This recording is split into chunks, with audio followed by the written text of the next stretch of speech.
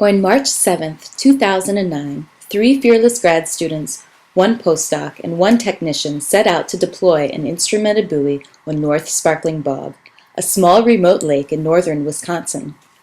The team hikes through a trail, carrying some of their sampling equipment and dragging 2 car batteries on a sled. The batteries will be placed on the buoy to power the instrumentation.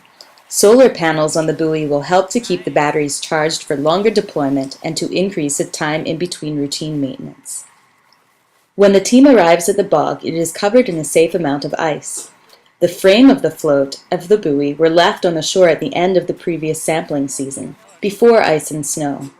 The expensive real-time sensors were removed from the float and stored inside through the winter. The team finds the buoy buried beneath a healthy layer of snow and ice. Today's task is to dig out the float, drag it to near the center of the lake, drill holes in which to drop the sensors, and deploy anchor lines. While some of the team dig out the buoy, Jordan and Sarah collect ice cores to investigate the quality of the ice. Yeah. So this is the ice that's formed from the lake up, and this is the ice that's formed from the surface down. So everything here, I mean, this is a much lower quality ice, you can kind of tell. But everything here.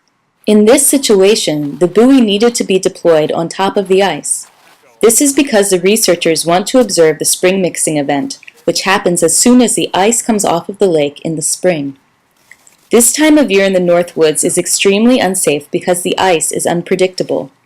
By deploying the buoy on top of the ice, when spring mixing occurs, the buoy will melt into the surface of the lake and immediately begin taking real-time measurements of the mixing event. The researchers can know the temperature, oxygen, and meteorological conditions at the bog simply by checking the GLEON database from the safety of their desks. The GLEON database will store the real-time data from all of the buoys deployed at that time. The buoy on North Sparkling Bog is part of the Global Lakes Ecological Observatory Network, or GLEON. GLEON is a grassroots organization of research institutions, field sites, scientists and information technology experts, and data management and sharing tools. The researchers in GLEON share real-time data through an online accessible database.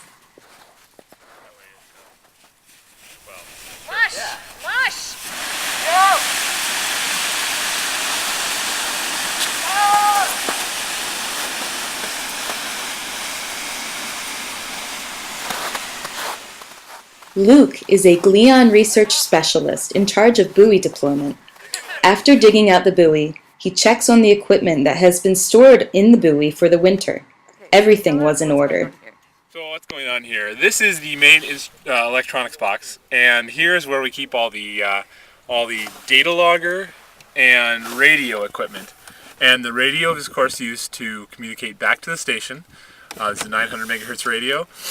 This is the data logger, which periodically, based on a program that we give it, takes measurements from all the sensors in the buoy, and then stores those measurements, those observations, in internal memory until we at the station then download that data and put it into our database.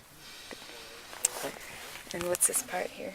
This is a converter box that takes the serial signal out of the data logger and turns it into an Ethernet signal, because that's what our radio on this buoy uses. It's an Ethernet box. And that is our solar charge controller, so that we don't overcharge the batteries with the solar panels. Most solar panels. Sarah uses an auger to drill through the ice so that we can drop the sensors into the water. The sensors will immediately begin taking measurements and the data logger will store them. Okay. Here's the dissolved oxygen sensor, which I've put on the buoy. We didn't leave this out here over the winter. I calibrated it today before we brought it out here, and we're going to put it down in our hole. The team has to find and unbury the cinder blocks that they're going to use as anchors for the float. Luke attaches 2 cinder block anchor lines to the buoy and stretches them out from the float. When the ice melts, the anchor lines will hopefully run at an angle away from the float and will keep the buoy stationary. Oh my god! I just broke a zip tie.